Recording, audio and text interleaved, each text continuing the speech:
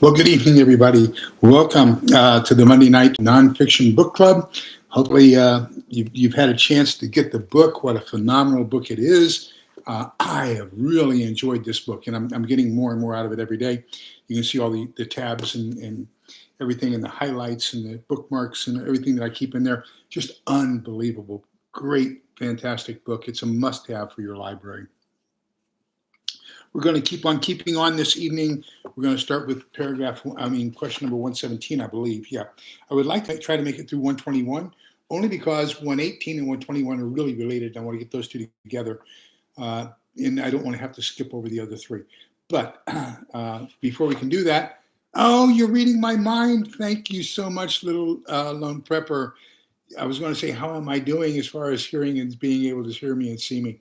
So we've got Scott, once again, is the first one here. L-Dog was second. We've got Little Lone Pepper in a close third. Utah Mike, another fantastic supporter. Thank you for being here, Utah Mike. Let me see. Teresa Buchanan. Wow. Everybody's coming on board. They're looking to be here really, really quick. All right. So we're up to 8 now, up to 8 people online, and we got 3 of those have given me a like already. So I guess we're off to a good start. Okay, I do have a couple show and tells. I have to admit, one of them I was looking for out in the garage. I can't find it. I did, however, find a picture of it, and I'll show you some consequences of having it. I can't find it for sale anywhere. I don't know what has happened. I got mine from Self-Reliance Outfitters probably 15 years ago.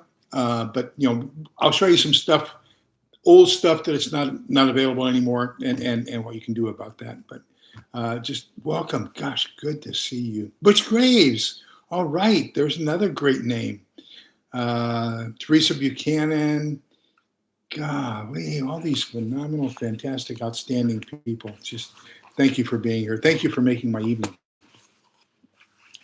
Question 117. What kinds of weapons should a survivalist have in a true survival pack? So when he says survival pack, he's talking about your bug out bag. We've gone into firearms. We've talked about those. We're not going to be discussing those with one small exception this evening. We'll talk about the Henry survival rifle very quickly. But other than that, we're going to primarily be focusing on a couple of things. Survival bows. Now that comes in several different flavors, and we'll have a discussion around that. He says they're silent and thus won't attract unwanted attention. They make noise, but not enough to where it's going to attract attention from a block away, okay, like a firearm would. They use retrievable, reusable ammunition. It depends. There was a guy, gosh, I can't remember his name. But he had a knife channel, and he was from Ohio, and he bought a pistol, a crossbow pistol, and these little plastic bolts, I'm going to call them. They were more like overgrown darts, and he bought that, and he was shooting in his backyard, and he probably broke 50% of them when they hit with such force that they actually shattered when they went into the hay bale. So. It just depends. They're certainly using a bow is going to be more retrievable than using a bullet. I can say that much for sure. The skill required using a bow and arrow can help make an improvised bow and arrow under extreme conditions. So practicing costs far less. That's absolutely true. You can do it in your backyard. There's normally not that many prohibitions against bow and arrow in your backyard, like there are with firearms. They are versatile and can be used for hunting, both for small and medium game, as well as fishing, line throwing, and other techniques. Absolutely true. It's a great fishing tool. And you can also use it for birds, believe it or not. There is a special feather, a quill, if you will, at the end, and it's more of a spiral feather than it is the straight line, but it's used to shoot birds. So yeah, while they're in flight, believe it or not, you don't have to wait for them to land. And and the whole reasoning behind that special feather is so that it doesn't travel a whole great distance. It's probably got a max range, maybe 25 yards. But it is very versatile. It's another fantastic thing you can add to your quill.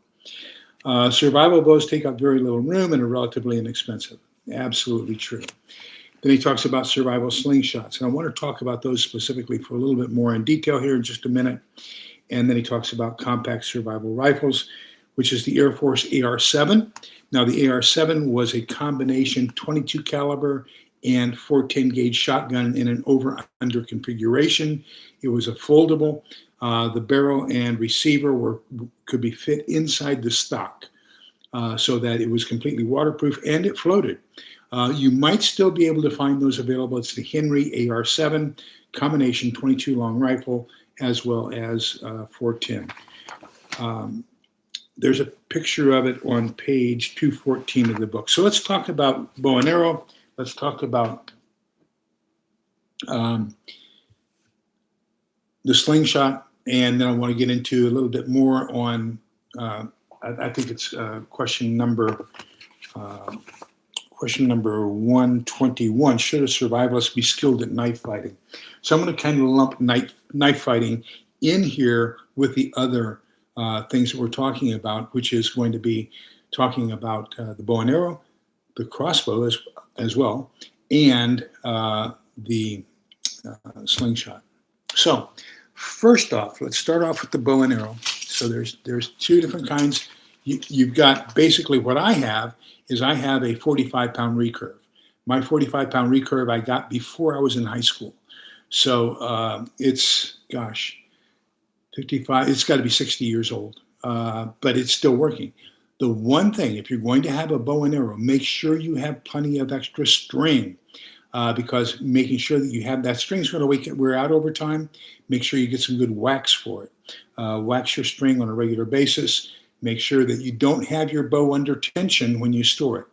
So with my recurve, basically what you do is you place your ankle down around the first recurve down at the bottom, and you can pull down on the neck over your knee. You get your knee inside the bow, pull down on it, and you can take the loop off for the upper string where it connects to the bow. You do not want to store your bow under pressure at any time. Hello, Rick. Welcome. Good evening. Good to see you. Patricia Butler, good to see you as well.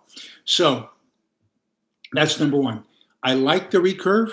I like it more than I do the compound bow because the compound bow, let me tell you something. To string one of those suckers takes 3 men, 12 boys, and 15 pounds of specialized equipment. You don't want to have to go through the hassles of restringing a compound bow. Just go with a simple recurve and you're good to go. You can get 45 pounds of pressure, which is good. I mean, if you want to go up to 60 or 70, you can. Now you're talking about becoming almost an English longbowman. I'm going to say you're probably want your bow to be somewhere in the vicinity of 48 to up to maybe 60 inches as far as a height of the bow. You're probably going to want somewhere right at a 30-inch draw. So let me show you what a 30-inch draw looks like. So this is an arrow. You see them all the time in my prepper pantry hauls. This is what I use for my pointer. But basically what you want to do is take a look from your cheek, okay, to where you make your rest with your thumb. And you want that, in this case, it's about an inch and a half, 2 inches short. Now, understand, when you get your shaft, your arrow shaft, okay, it's going to have a thread here. So there are there's actually 4 different kinds of arrowheads that you can put in here. The first one's going to be what they call a target practice arrow. It's just basically, it looks like a bullet head. You're going to use that when you're shooting at targets that are in a hay bale. Then the second one is called a field arrow. So it comes up and then it has a point. If you've ever seen a anti-tank shell fired from an M1 Bradley, so it's got a can, and then out of this can, you got this little point that sticks out, okay? So it's got think of it as the target arrow, target head with a little bit more of a protrusion at the end. That's called a field arrow. You use those when you're out and you're doing a field exercise. So typically what you'll have is you'll be walking through the brush and you'll see a target, and the target's going to be something akin to some sort of wild animal. So you're going to pull up on it, draw, and release, and then hopefully catch that animal. This is simulating wild hunting, okay? Third type is going to be a broadhead. That's what you're going to use for hunting, especially deer or any other animal that you want for food. That's going to have anywhere from 3 to 4 blades. They're going to be razor sharp, and that's because you want it to go in for maximum penetration. The fourth one is going to be a fishing arrowhead. And the fishing, now you're going to use, the field arrowhead is very good to use for bird hunting as well. But the fishing head is going to have a little bit of a, almost like a carabiner type of a look to it, so that it's going to compress down as it goes. Let me do it this way. So it's going to compress down. No, it's this way. That's right. It's going to compress down as it's flying. Then when it sticks, it's going to basically spring out this way so that you can't pull it out. The end of the arrow back here is going to have a line on it. So you pull on that just like you would with a bait casting reel. You're going to pull that line, pull the arrow, and then of course that's going to spread open. It's going to pull the fish with it. So that's basically a fishing arrow. Now, notice that in your arrows, you're going to have a notch at the end, and that's where you put your string, okay? So, and then you've always got an odd colored fletch, and the odd colored fletch is the one that goes away from the bow itself. So when you lay it, you're going to lay it against the wood with these two fletches against the actual bow, and then this one's going to be sticking away from, let me get it in an angle here where you can see it. This one's going to be sticking at an angle away from. So you see the green one's away from. And that also has your notch lined up so that it's perfectly, so if you notice, when this notch, okay, is in alignment with your string, then this fletch is going to be opposite of where, or it's going to be opposite of the bow itself. Okay, so that's this, okay? So this is going to be about a 38-inch arrow, okay? If you're going to use a crossbow, then for a crossbow, you're going to use what's called a bolt, and a bolt is a lot shorter. This was probably only about 24 inches, 20 to 24 inches is a typical crossbow bolt.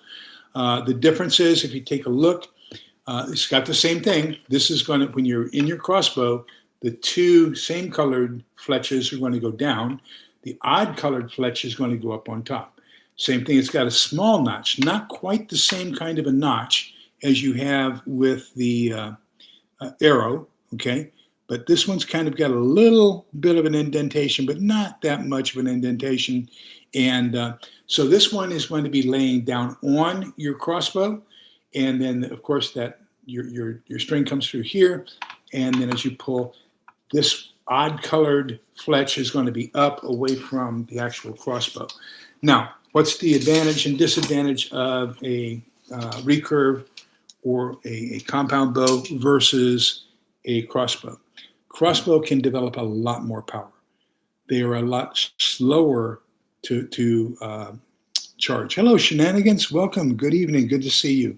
So with a crossbow, in the ancient days, they had a foot strap on it, so you put your foot in it and you use both hands and pull up and draw on it and get that up. Now, these can develop up to 400 foot-pounds of power, of pressure, compared to a typical recurve is going to have somewhere around 45 up to 60. But like I said, I use a 45.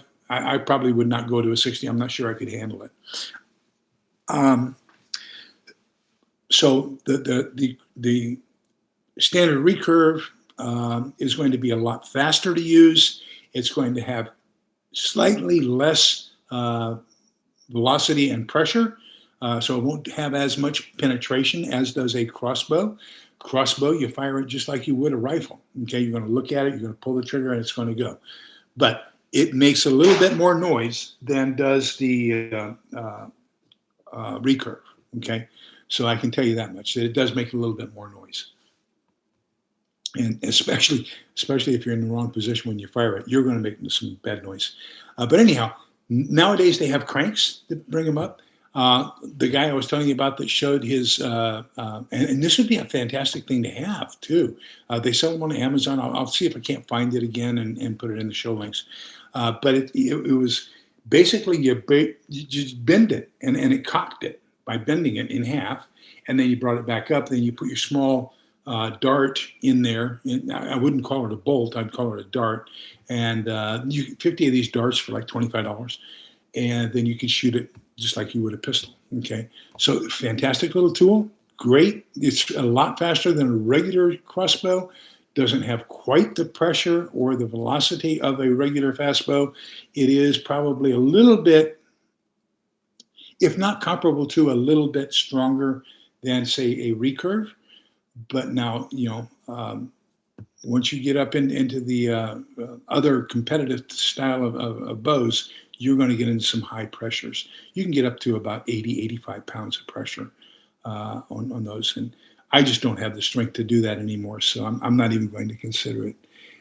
Nick Beasley, good evening. Good to see you. Pete, Triple G Farms, good evening. Good to see you as well. Shenanigans. God, Sue Me. Oh, all my favorite people are all here tonight. Golly. Let me ask you a real quick question. This is kind of off subject while we're talking about bows. Did you get a chance to see the panel discussion Saturday night? We had, unfortunately, one of my three panelists was out in the garden and tripped over a wheelbarrow and injured her shoulder, so she wasn't able to be with us. She will in the future. But I have two women and one man. I'm looking for one more guy. I would like to find a guy from the Northeast United States. That way I'd have all four corners of the country covered, two male, two female, just different points of view, different ways of looking at things, and see if we can't get good discussions about these conversations. For those of you who were there, what'd you think of it? Did you get anything out of it? Weren't both John Grammer, the author, and Tamara Lightheart, the owner of Prepping Communities, weren't they just both fantastic? What great ideas. Thank you, Scott Hummer. Yeah. Okay. So that's kind of where I wanted to go with bows, bow and arrow, those kinds of things. Disadvantage, no, they're difficult to use inside your home. If you want to use it inside your home for home defense, I probably would not do that, okay?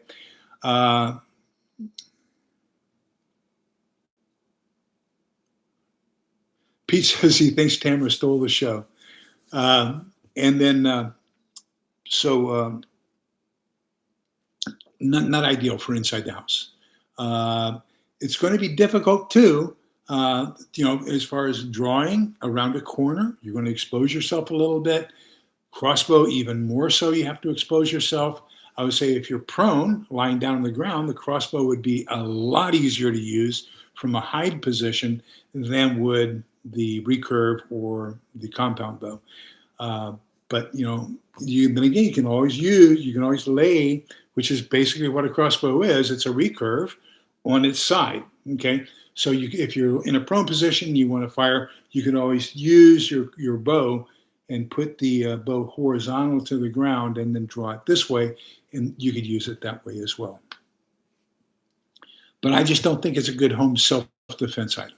Okay, so let's move on to the next one. I want to show you some stuff. I bought something from Dave Canterbury, Self-Reliance. It's got to have been 15 years ago. And so I was looking for the link for it, looking for a picture of it, can't find it. It no longer exists on his site. So I did a look on Amazon, it can't find it. But anyhow, and I can't find mine out in the garage either, but I did find a picture. So let me show you that. But what we're going to talk about is slingshots. And in the slingshot, we also want to talk about, share screen, there we go. Let me see here. Put my glasses back on so I can read. Is that it? Yeah, here we go. So this is called a whisker, okay? And so what this is you see what we've got here is we've got a slingshot. We've got this whisker biscuit here. So it turns your slingshot into a bow and arrow, if you will. Let's call it a slingshot and arrow. So you're still going to use the standard 30-inch arrow, okay? You're going to use your standard types of heads that you would on an arrow. The difference is you're using something far more compact. You're using a slingshot to launch your arrow instead of the large structure and the string and everything else. If you come across one of these, let me tell you, this is something phenomenal that it very easily you can put into, say you're not getting anything, you're not seeing this, screen is black. Let me see what I'm doing wrong here. It says stop sharing. That says stop sharing. This says I am sharing. Okay, let me stop sharing. Let me share again. Because it's showing up on my screen as sharing. So let me see.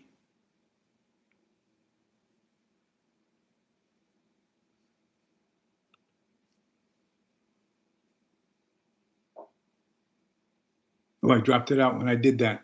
Okay, but anyhow, what a whisker, so it's a little circle that and it's a slingshot system, and it's got a little circle, and it's got all these little fiber things that go into it, and then there's a hole in the middle. So you put your arrow in the middle of this, and then you pull back, and you've got where you have your projectile in the cup of the slingshot. That's where you're going to put your notch for your arrow. So now you've got a slingshot, okay? You've got your arrow protruding through this whisker notch on the front of your slingshot, and then you're pulling back with the rubber bands on the slingshot, and that becomes your archery system, okay? So I have one. I wish I could find it, but that's a phenomenal system. If you can find it, I was looking for one on eBay. I did find one on eBay, but I forgot to get it set up for this evening. But anyhow, it's something you might want to consider. North Carolina, good evening. Welcome. Oh,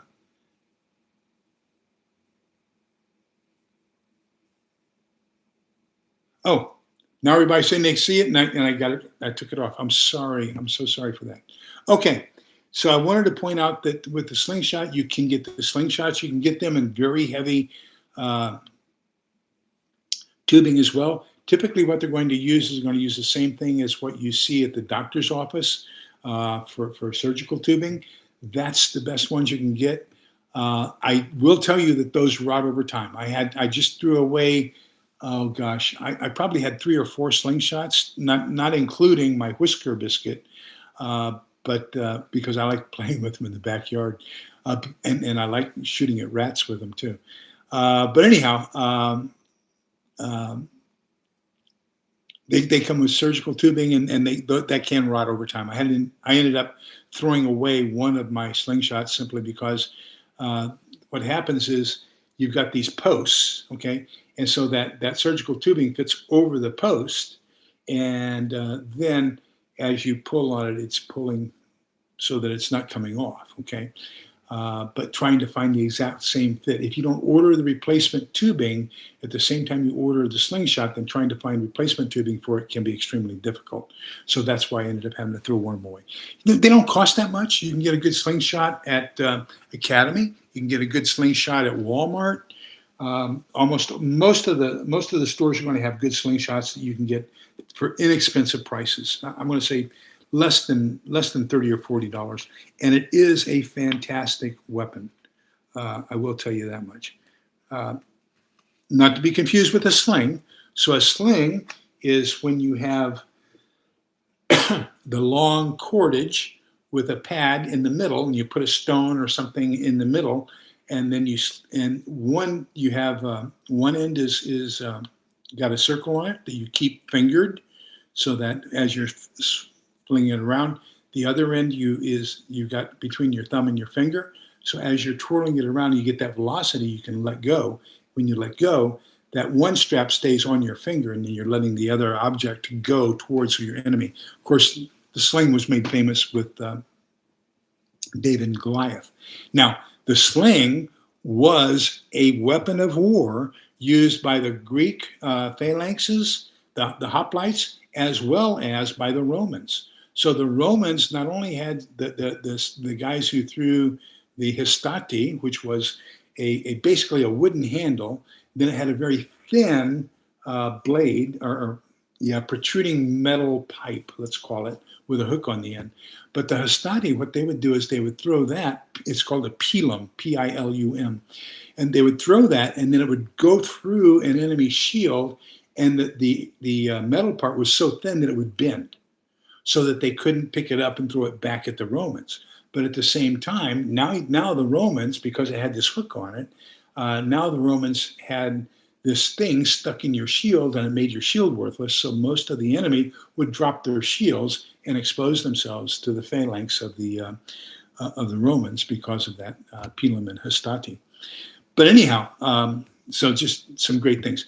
I want an SOG spear. I can't justify what I would do with it. Can't justify how I would use it. They're $80 at Academy. I want one. But you know, that's lower down on my list of things I'm going to get in my preparedness journey. Next part, let's talk about knife fighting and knives. So I've got a couple more things I wanted to share with you here. The first one's going to be Fairbairn's.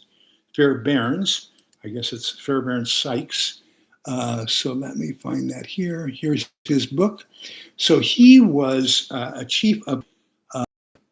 Let me see if y'all can see this. Let me make sure.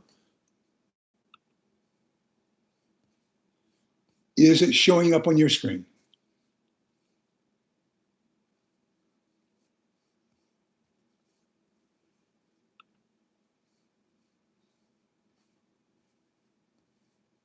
Okay, so why can't I not do this? There we go. So this is the book by W.E. Fairbairn, and he was the chief of police for Shanghai.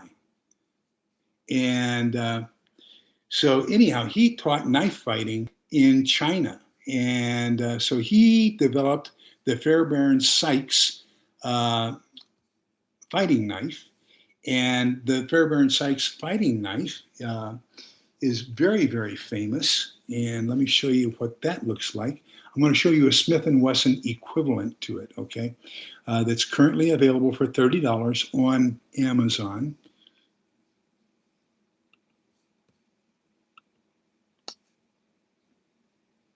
So can you see that?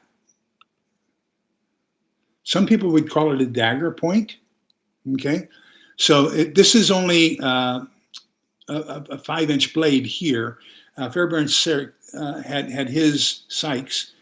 Sykes is the other guy, S-Y-K-E-S.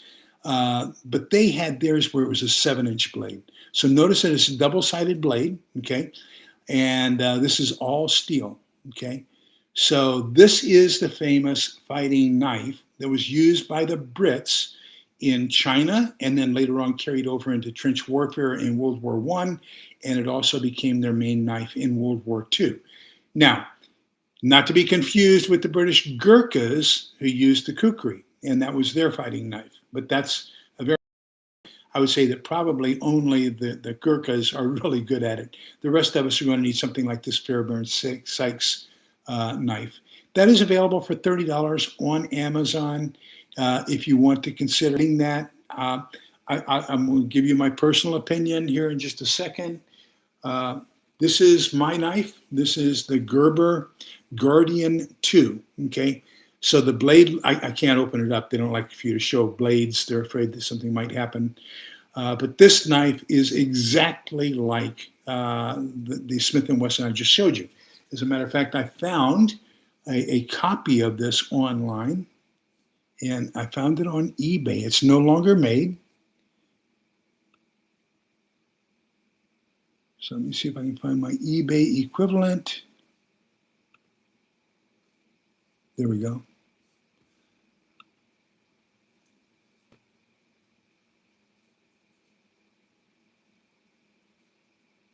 See if we can get that. Let's not do the magnification. Okay, we can show it that way. So now, hopefully, yeah, so hopefully you can see it there. So that's basically what this knife is, okay? But take a look at the price. Look at this, unbelievable, $300.